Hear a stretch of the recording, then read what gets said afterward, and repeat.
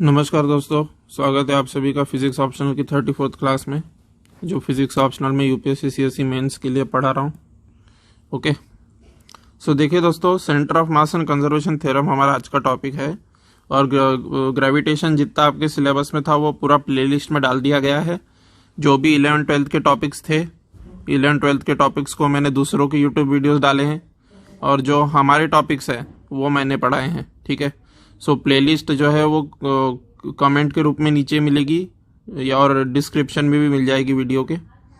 ठीक है, तो प्लेलिस्ट पे जाके देख सकते हैं। यदि आप डायरेक्टली 34th क्लास है ये, तो इसमें अगर आप डायरेक्टली आए हैं 34th क्लास में तो आप प्रीवियस लेक्चर्स जाके देख सकते हैं। मैं प्लेलिस्ट की लिंक नीचे पिन कर दी है।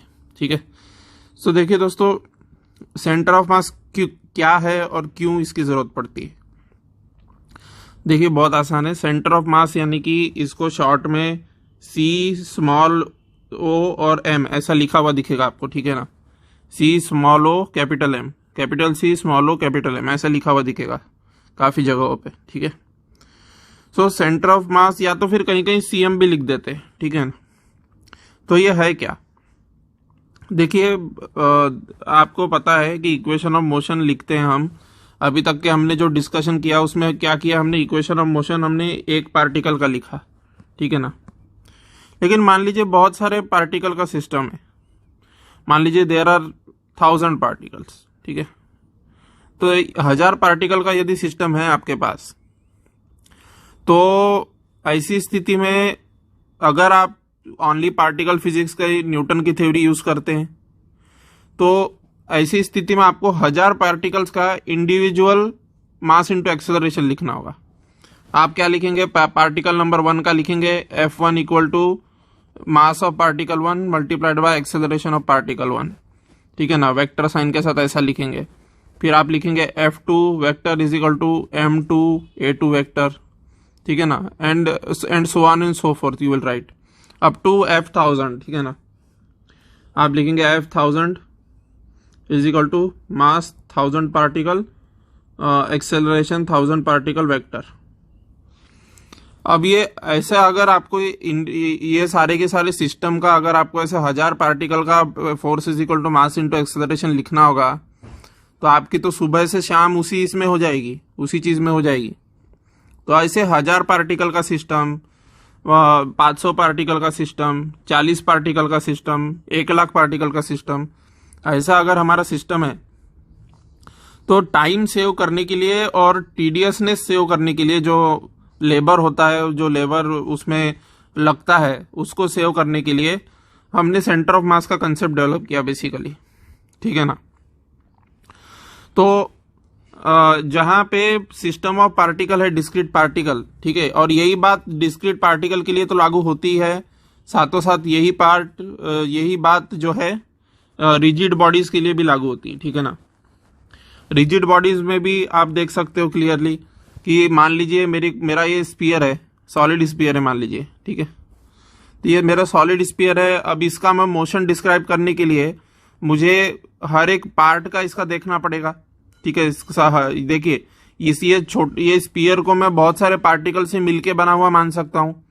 इतने एकदम ऐसे पार्टिकल्स जो बहुत ही निग्लिजिबल डिस्टेंस पे हैं, और बहुत सारे ऐसे पार्टिकल इकट्ठा होके ये स्पीयर बना है, सॉलिड स्पीयर। ठीक है ना, तो अगर आप सॉलिड स्पीयर का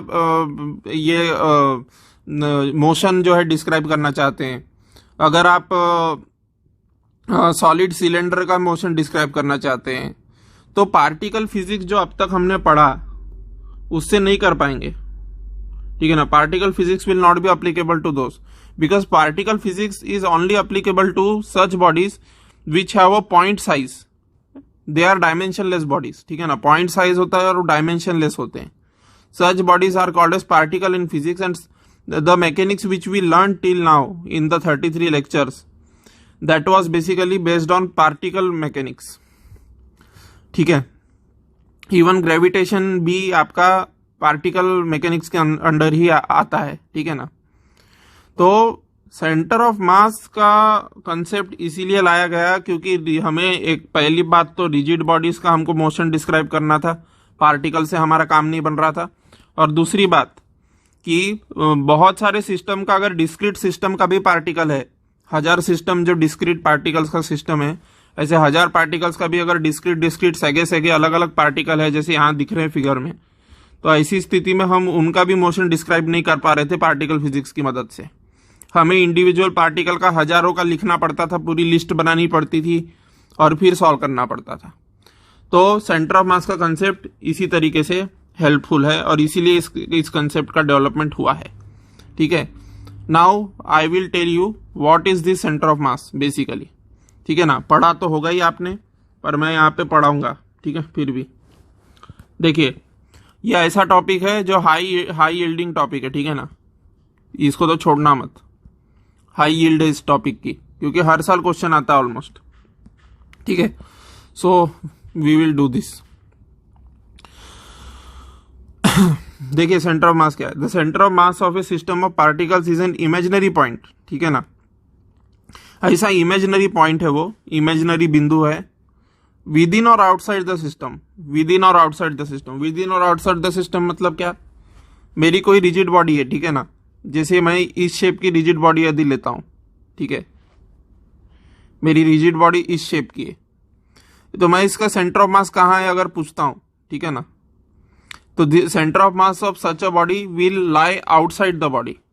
ठीक है ना, ये आएगा पढ़ने में, लेकिन ऐसा मान के चलिए, अभी इतना एक्सेप्ट कर लीजिए कि या तो सिस्टम के अंदर रह सकता है सेंटर ऑफ मास आपका, या तो सिस्टम के बाहर रह सकता है। जैसे कि ये वाली ऐसे शेप की बॉडी के, ये सी शेप जो बॉडी दिख रही है, इसके केस में जो सेंटर ऑफ मास होगा आउटसाइड द सिस्टम होगा। ठीक है ना, so it is an imaginary point within और आउटसाइड द सिस्टम। ठीक है ना, इस गलतफहमी में मत रहना कि centre of mass always within the system होता है। No, it can be within और outside the system, both are possible. ठीक है ना, काफी सारे बच्चे यहाँ पे भी भ्रमित होते हैं कि वो विद इन द सिस्टम, उनका कैलकुलेशन में सेंटर ऑफ मास अगर सिस्टम के बाहर आया तो वो सोचते हैं कि उनका कैलकुलेशन गलत है। ऐसा नहीं है।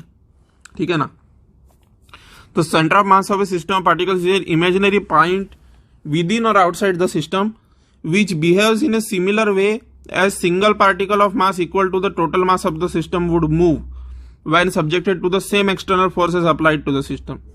अब इसका मतलब समझ लेते हैं। देखिए, आपके 1000 पार्टिकल का सिस्टम था, अभी सिंप्लिसिटी के लिए मान लेता हूं मैं कि 5 पार्टिकल का सिस्टम है।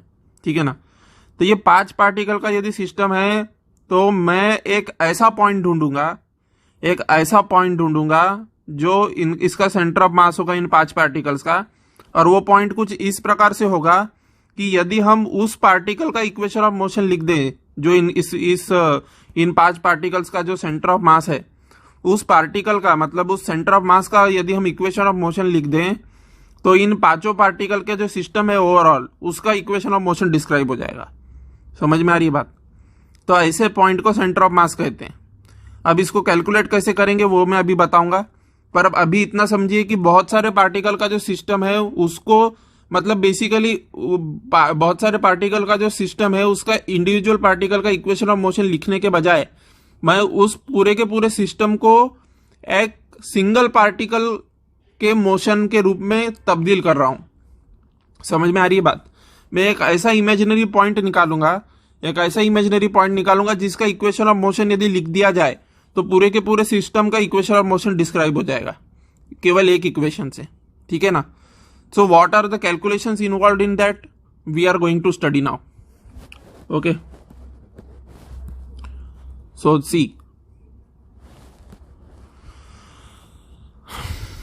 देखिए अब ये सेंटर ऑफ मास को बेसिकली कैलकुलेट कैसे करते हैं, धीरे धीरे आपके जैसे जैसे प्रोग्रेस होगा ये चीज और क्लियर भी होती जाएगी।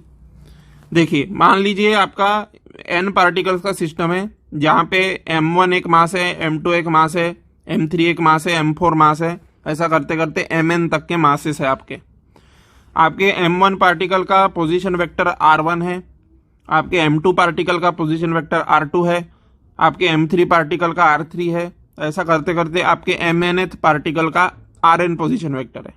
समझ में आ रही है बात?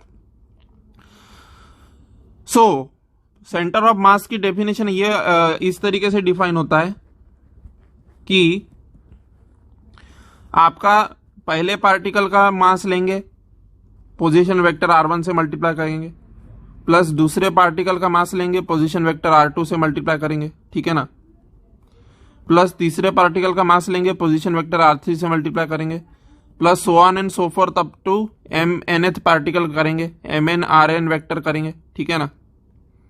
और फिर इस पूरे के पूरे जो सम आया है इसको total mass of the system यानी कि m1 plus m2 plus m3 plus mn up to mn, ठीक है ना, ये कर देंगे तो आपका सेंटर ऑफ मास का पोजीशन वेक्टर आ जाएगा, मतलब उसकी पोजीशन निकल जाएगी, ये RCM निकल जाएगा। समझ में आ रही है बात। नाउ वी विल सी कि ये सेंटर ऑफ मास बेसिकली कैसा पार्टिकल है।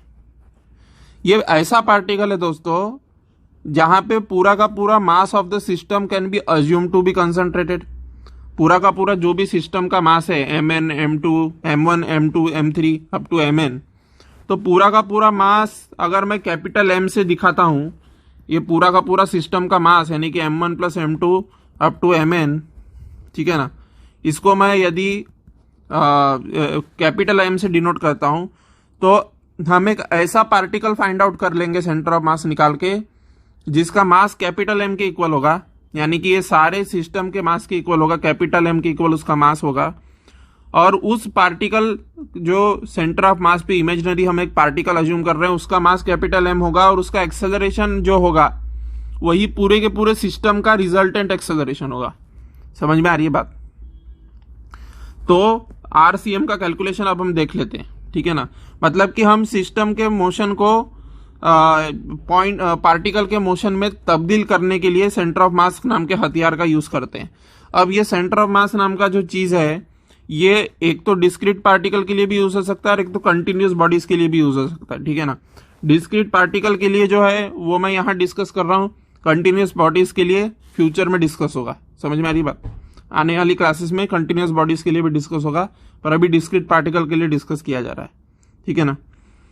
So if r1 r2 up to rn be the position vector of the particle of masses m1 m2 up to mn, ठीक है ना, relative to an origin O, then position vector of center of mass relative to origin, ठीक है ना, m1 r1 r2 rn r1 r2 rn up to ये position vector है m1 m2 mn के, ठीक है, with respect to an arbitrary origin O, कुछ origin O के रेस्पेक्ट में ही होगा ना भाई पोजीशन वेक्टर। ऐसा हवा में तो पोजीशन वेक्टर होता नहीं, किसी न किसी ओरिजिन के रेस्पेक्ट में ही कभी भी पोजीशन वेक्टर निकाला जाता है ना भाई, ठीक है ना। So with respect to an arbitrary origin O, यदि हम r1 r2 up to rn ये पोजीशन वेक्टर मान रहे हैं हमारे n पार्टिकल्स का, then the position vector of the centre of mass relative to origin O is given as, ठीक है ना, ये याद रखिएगा, RCM इक्वल टू दिस, ठीक है ना। So in summation form then in summation form I can write this thing, summation over I equal to 1 to n, ठीक है ना। I रन कर रहा है 1 से लेके तो 2 पे जाएगा, 3 पे जाएगा, ऐसा n तक जाएगा। समझ में आ रही है बात। Summation 1 to n m i r i, ठीक है ना, upon summation I equal to 1 to n m i। समझ में आ रही है बात। एम भी ये जो एम है ये भी तो 1 to n रन कर रहा है ना, तो समेशन 1 to n एम आई, ठीक है ना। और ये किसके इक्वल है, ये total mass of the system के बराबर है, ठीक है ना, क्योंकि 1 to n अगर हम एम आई को ऐड कर रहे हैं तो एम पहले पार्टिकल का मास, दूसरे पार्टिकल का मास, तीसरे पार्टिकल का मास, nth पार्टिकल का मास सब ऐड हो रहा है, तो that total mass of the system capital M के बराबर है डिनोमिनेटर इस चीज का, तो इसलिए यहाँ पे कैपिटल एम लिखा हुआ है डिनोमिनेटर में। समझ में आ रही ना बात। Now, what is this quantity m1 r1 vector, m2 r2 vector, m3 r3 vector, m4 r4 vector, ये क्या होता है basically up to mn rn vector. ये कौन सी क्वांटिटी है, इसको कहा जाता है MOMENT, मोमेंट, ठीक है ना, मोमेंट, इसको मोमेंट कहा जाता है, मोमेंट कहा जाता है, ये नहीं कहा जाता, इससे आप कंफ्यूज मत होना, ठीक है ना। एक चीज में बच्चे यहाँ पे बहुत कंफ्यूज होते हैं, इसको MOMENT मोमेंट कहा जाता है और बच्चे कंफ्यूज होते रहते हैं मोमेंटम से, ठीक है ना। मोमेंटम इज डिफरेंट थिंग बेटा, मोमेंटम का स्पेलिंग भी यही होता है, बस यहाँ TOM होता है, ठीक है ना। पर यहाँ UM को हटा दोगे तो मोमेंट आएगा, ठीक है ना। तो देखिए मोमेंट यानी अलग चीज है और मोमेंटम यानी अलग चीज है। मोमेंटम यानी कि आपका वेक्टर क्वांटिटी है जिसको रिप्रेजेंट किया जाता है MV फॉर्मूला से, ठीक है ना। मास इनटू वेलोसिटी से डिफाइंड होता है आपका मोमेंटम MV वेक्टर से, ठीक है ना। लेकिन हम यहाँ पे बात कर रहे हैं MOMENT मूवमेंट की इंस्टेड ऑफ मोमेंटम, ठीक है ना। सो यहाँ पे कंफ्यूज मत होना कि ये मोमेंटम है करके, ठीक है ना। बच्चे कंफ्यूज होते रहते हैं, ठीक है। सो देखिए दोस्तों, मोमेंट यानी क्या होता है किसी भी चीज का। मैंने आपको प्रीवियस क्लासेस में बताया था कि torque is equal to moment होता है किस चीज का, फोर्स का। समझ में आई थी बात आपको, पिछले क्लासेस में बताया है मैंने, समझ में आ रही ना बात। टॉर्क होता है मोमेंट ऑफ फोर्स। उसी तरीके से angular momentum J is equal to moment of linear momentum, ये बताया था मैंने आपको पिछले क्लासेस में। So what do we mean by moment, not momentum, what do we mean by moment then, ठीक है ना। मोमेंट मतलब अगर कोई वेक्टर क्वांटिटी का मोमेंट निकाल रहे हैं, जैसे मान लीजिए यहाँ पे फोर्स है, इसका यदि मुझे मोमेंट निकालना है, ठीक है ना, इस पॉइंट O के रेस्पेक्ट में, तो यदि मैं वेक्टर का मोमेंट निकालता हूं तो R क्रॉस F करता हूं, ठीक है ना। इस वेक्टर F का अगर मुझे मोमेंट निकालना है इस ओरिजिन O के रेस्पेक्ट में, तो इस ओरिजिन O के रेस्पेक्ट में पोजीशन वेक्टर निकालो उस वेक्टर का, और इस मोमेंट O के रेस्पेक्ट में पोजीशन वेक्टर उस वेक्टर का निकालने के बाद में उस वेक्टर से क्रॉस प्रोडक्ट ले लो उस चीज का, तो इस फोर्स F का मोमेंट निकल जाएगा इस पॉइंट O के अबाउट, ठीक है ना। लेकिन अगर यदि ऐसी कोई सिचुएशन है कि आपका जो क्वांटिटी है वो स्केलर है, क्वांटिटी स्केलर होने का क्या मतलब होता है, आपके क्वांटिटी फोर्स जैसा वेक्टर या लीनियर मोमेंटम जैसा वेक्टर ना होके आपका क्वांटिटी जो है स्केलर है। मान लीजिए स्केलर है मतलब मास है, ठीक है, अभी के लिए मान लो मास है। तो ऐसी स्थिति में मैं R क्रॉस M नहीं लिख सकता, R वेक्टर क्रॉस M नहीं लिख सकता। क्यों नहीं लिख सकता मैं R क्रॉस M? क्योंकि M is a scalar quantity, और स्केलर क्वांटिटी से तो क्रॉस प्रोडक्ट कर ही नहीं सकते भाई कभी भी, ठीक है ना।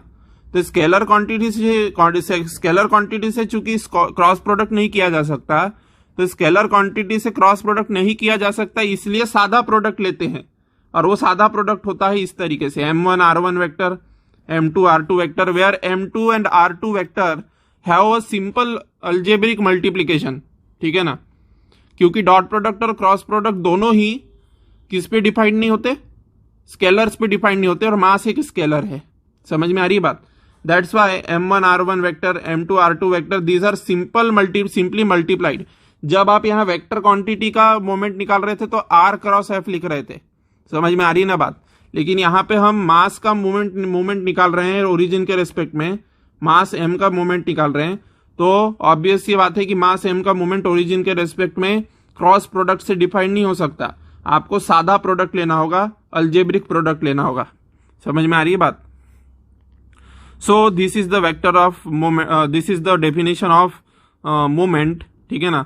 And I have already told you that how it is different from momentum. Momentum is your physical quantity and movement and the movement is just cross product. If the quantity is a vector, then movement is a cross product, and if the quantity is a scalar, then it is a simple algebraic multiplication. समझ में आ रही है ना बात, ठीक है। and a cross product with whom? With position vector R, और simple algebraic multiplication with whom? Position vector R, ठीक है ना। तो मोमेंट हमेशा किसी पॉइंट के अबाउट डिफाइंड होता है। आप ऐसा नहीं बोल सकते कि आप मोमेंट तो निकाल रहे हैं लेकिन किस पॉइंट के अबाउट निकाल रहे हैं वही नहीं पता है आपको, तो that is a complete blunder. क्योंकि क्यों मोमेंट किसी पॉइंट के अबाउट ही डिफाइंड होगा, बताइए। मोमेंट किसी पॉइंट के अबाउट ही डिफाइंड होगा ऑब्वियसली, क्योंकि you are taking the position vector, ठीक है ना, in order to calculate momentum. अरे यार मोमेंटम नहीं, मोमेंट, ठीक है ना। You are taking position vector in order to calculate moment, and अगर आप पोजीशन वेक्टर ले रहे हैं in order to calculate moment, so it's but obvious कि पोजीशन वेक्टर तो किसी ओरिजिन के अबाउट ही डिफाइंड होता है, और पोजीशन वेक्टर यदि किसी ओरिजिन के अबाउट ही डिफाइंड होता है तो मोमेंट के फॉर्मूले में पोजीशन वेक्टर आता है, तो मोमेंट भी ऑब्वियसली किसी न किसी ओरिजिन के अबाउट ही डिफाइंड होगा। समझ में आ रही है ना बात? क्योंकि मोमेंट के फॉर्मूला में आर वेक्टर आता है और आर वेक्टर किसी न किसी ओरिजिन के अबाउट ही डिफाइंड होता है, तो मोमेंट भी ऑब्वियसली किसी न किसी ओरिजिन के अबाउट ही डिफाइंड होगा। समझ में आ रही है ना बात? So that's why origin is important in case of moment and position vector. ठीक है ना? Without origin we cannot calculate these things. ठीक है? So in the formula of R vector CM, यानी कि position vector of centre of mass, जो centre of mass का position vector origin के रेस्पेक्ट में जो निकालोगे, और ये ओरिजिन अपना आर्बिट्ररी अजम्पशन है दोस्तों। You can assume origin anywhere you want. ठीक है ना? जो पॉइंट आपको कन्वीनियंट लगता है उस पॉइंट पे ओरिजिन मान लीजिए। ठीक है ना? This formula will hold good. ठीक है? This formula will not be affected by the choice of origin. ठीक है ना?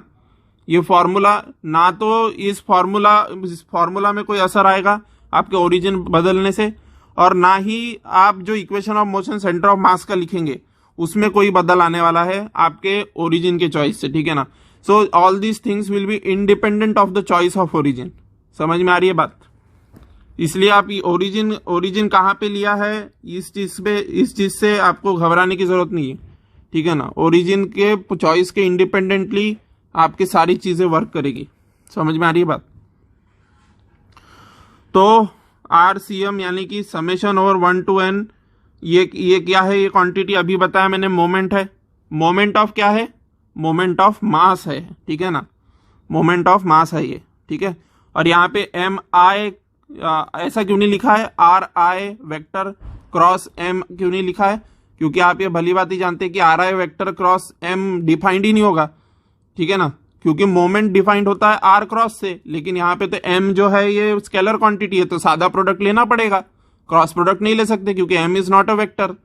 ठीक है ना? तो इसलिए MI/RI, एंड एज इस MI/RI का summation is total moment of mass. ठीक है ना? And capital M is the total mass of the system. ठीक है ना? सो दिस पोजीशन वेक्टर, यानी कि मेरा यहां से विजुअलाइजेशन ये बैठा कि मैं इस पोजीशन वेक्टर RCM पे जो मेरा n पार्टिकल्स का सिस्टम था उसको इस पोजीशन वेक्टर RCM पे, मतलब इस पॉइंट पे मैं सारा का सारा मास of the system capital M का पार्टिकल मान के कॉन्सेंट्रेटेड अज्यूम कर सकता हूं। ठीक है ना? सारे के सारे सिस्टम का मास कैपिटल M मास के बराबर लेके मैं यहाँ पे इस RCM पोजीशन वेक्टर पे उस चीज को कंसंट्रेटेड अज्यूम कर सकता हूं। समझ में आ रही है बात? So this is the definition of centre of mass. ठीक है? Now we will move on towards a very important concept, that is what is the velocity, what will be the velocity of centre of mass. ठीक है ना? Centre of मास की velocity क्या होगी? तो देखिए वेलोसिटी क्या होगी। आप ये जानते हैं कि ये जब भी पोजीशन वेक्टर को मैं डिवाइड करता हूं, जब भी differentiation with respect to time लेता हूं किसी भी पोजीशन वेक्टर वाली क्वांटिटी का, तो मुझे क्या मिलती है? वेलोसिटी मिलती है। ठीक है ना? सो पोजीशन वेक्टर के यहाँ पे बोथ द साइड डिफरेंशिएशन लीजिए, तो बोथ द साइड अगर आप डिफरेंशिएशन लेंगे तो velocity of centre of mass निकल के आएगा, VCM vector is equal to d/dt of RCM vector. ठीक है ना? So this quantity will turn into what? M1, M2, M3, Mn, all these are constants. Capital M is a constant, तो derivative का symbol के बाहर आ जाएंगे ये सारी चीजें डेरिवेटिव सिंबल के बाहर आ गई तो R1, R2 और ये सारी चीजें ही अंदर रहेगी डेरिवेटिव सिंबल के। यहाँ पे आप इमेजिन करके देख सकते हैं। ठीक है ना? यहाँ इमेजिन करके दिखाता हूं, देखिए इमेजिनेशन कैसा काम करेगा। यहां बोथ द साइड डिफरेंशिएशन लीजिए दोस्तों। ठीक है ना? यहां बोथ द साइड डिफरेंशिएशन लीजिए तो बोथ द साइड डिफरेंशिएशन क्या मिलेगा? DRCM vector by dt, time के रेस्पेक्ट में डिफरेंशिएट करना है। ठीक है ना? So this capital M, this is equal to capital M, तो दिस कैपिटल M यानी 1/m विल कम आउट। ठीक है ना? अंदर क्या बचा है? M1 ठीक है ना। यहाँ पे डी बाई डी टी आया था, m1 बाहर आ जाएगा तो क्या बचेगा, D by d t of r1 vector, ठीक है ना। सिमिलरली m2 बाहर आ जाएगा डिफ्रेंसिएशन के सिंबल से, D by d T r2 vector. समझ में आ रही है ना बात। सिमिलरली m3 बाहर आ जाएगा and so on and so forth. So finally what you got this thing, velocity of centre of mass is equal to this thing, ठीक है ना।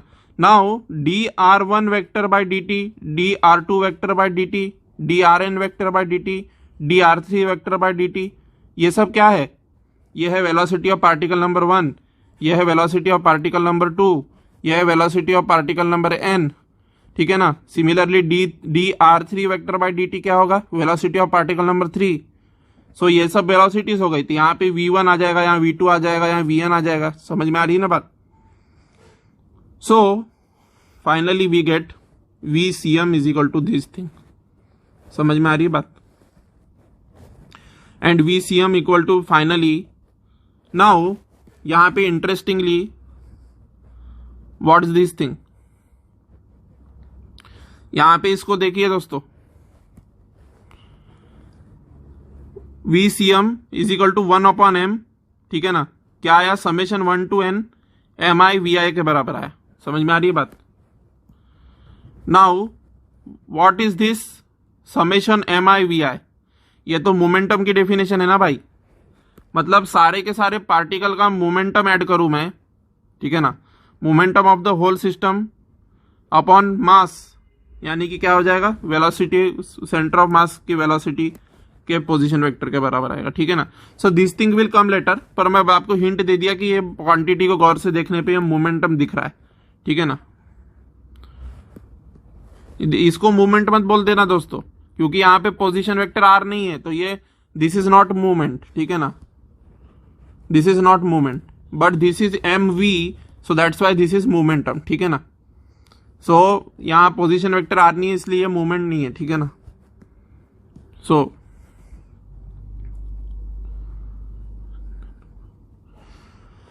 Velocity of centre mass equal to 1/m summation over 1 to n mi vi vector.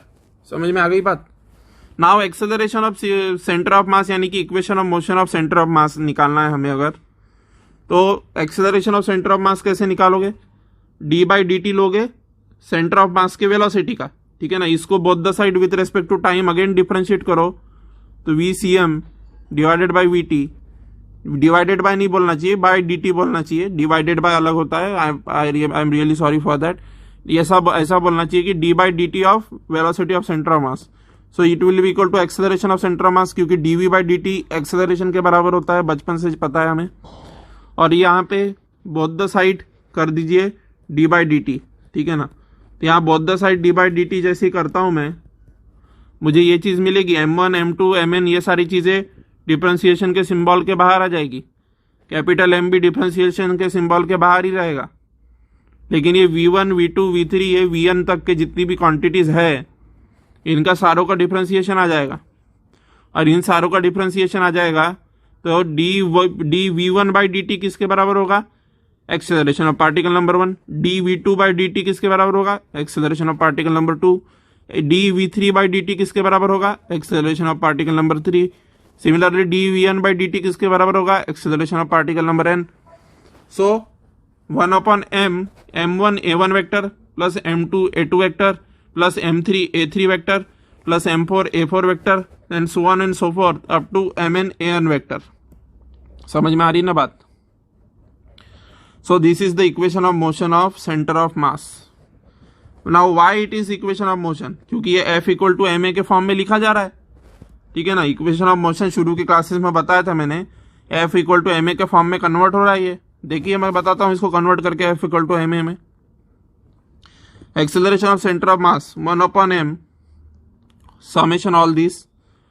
Now we all know this very well कि m1 a1 vector is the force on particle number 1, ठीक है ना।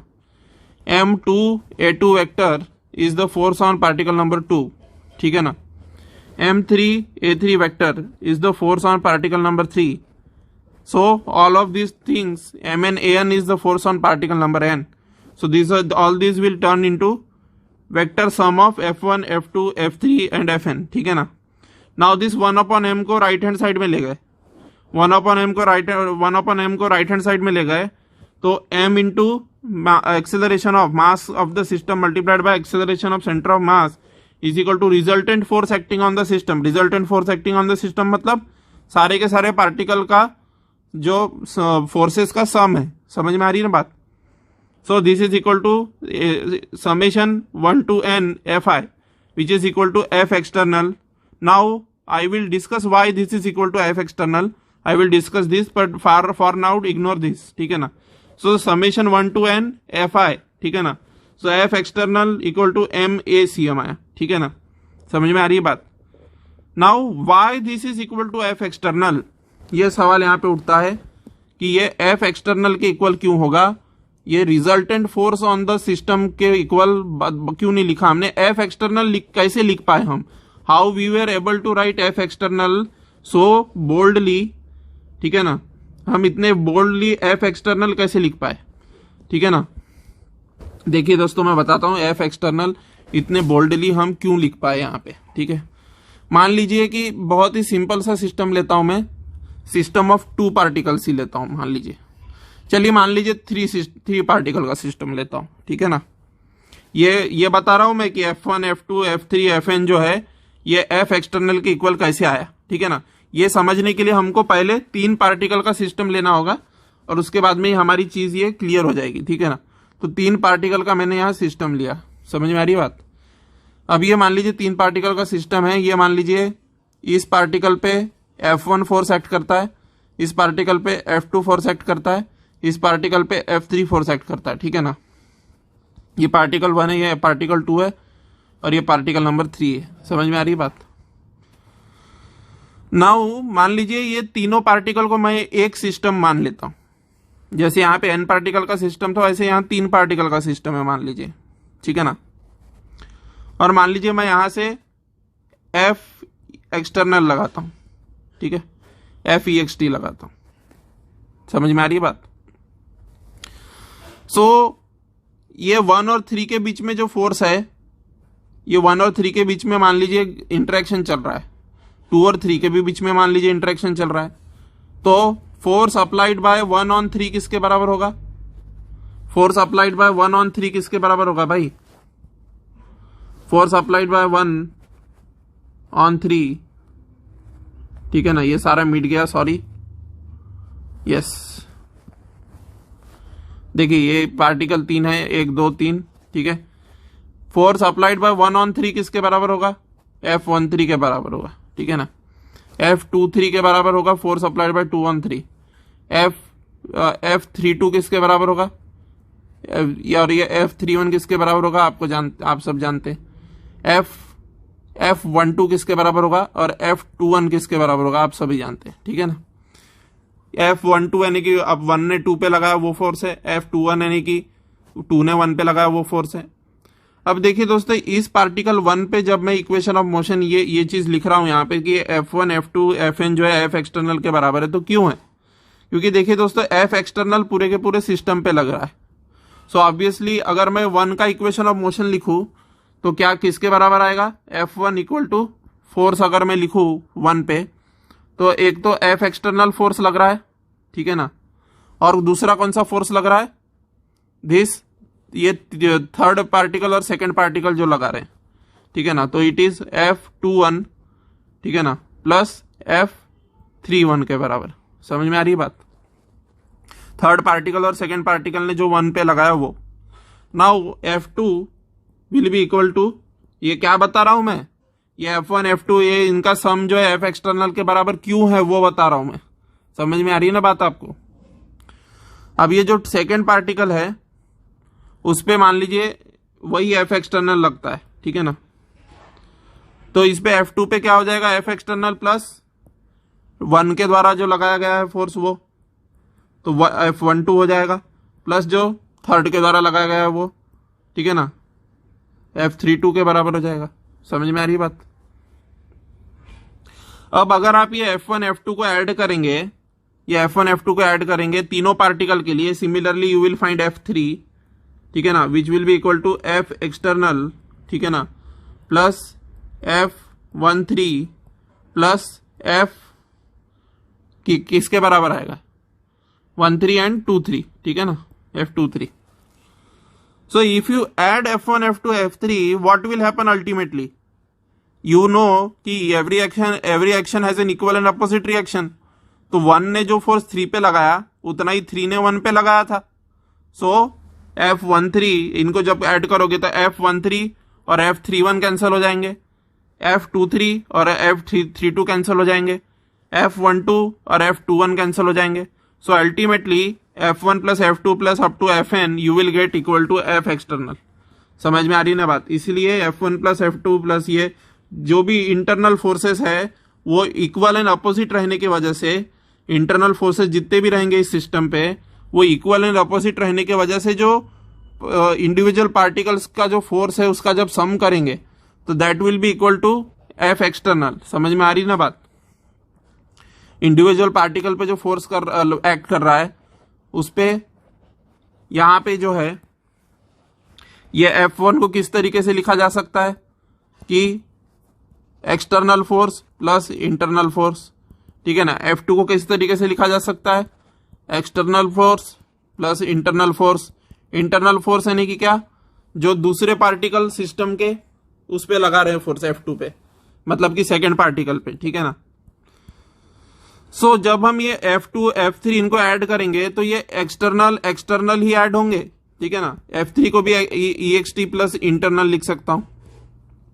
तो जब F1 plus F2 plus F3 up to Fn करोगे तो ये external वाली चीजें ऐड होगी और नेक्स्ट नेट एक्सटर्नल फोर्स आएगा.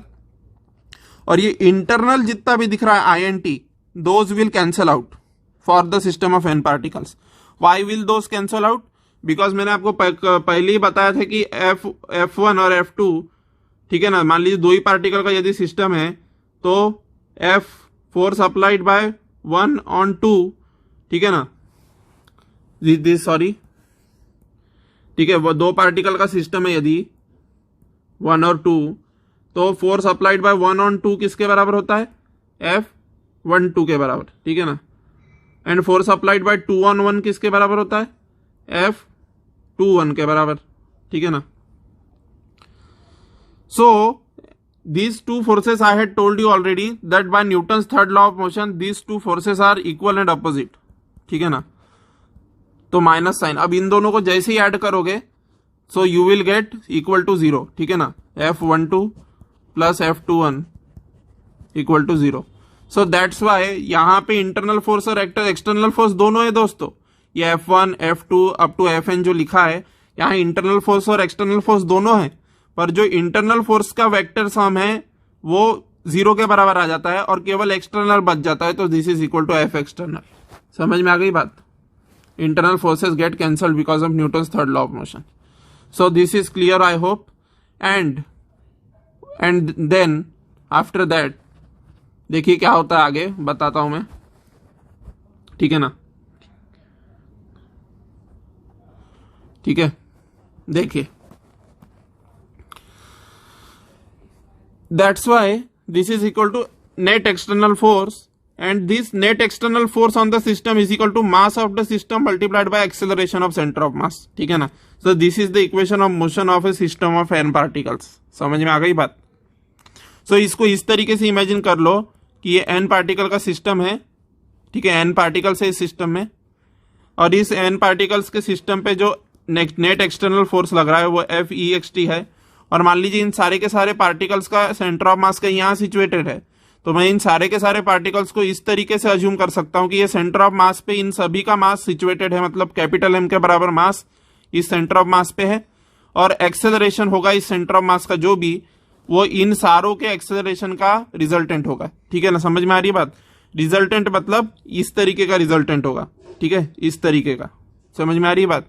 सो F external is equal to, मतलब कि मैंने सारे के सारे पार्टिकल्स का इक्वेशन ऑफ मोशन एक पार्टिकल में तब्दील कर दिया, ठीक है ना. पूरे के पूरे सिस्टम का मैंने इक्वेशन ऑफ मोशन एक सिंगल पार्टिकल में तब्दील कर दिया, और वो सिंगल पार्टिकल पूरे के पूरे सिस्टम के मास की इक्वल मास रखता है.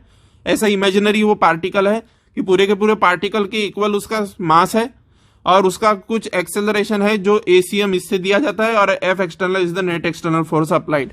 सो मैंने सिस्टम ऑफ पार्टिकल के मोशन को इंडिविजुअल पार्टिकल का मोशन लिख के एन इक्वेशंस लिखने के बजाय, एन पार्टिकल का सिस्टम है तो एन इक्वेशन लिखने के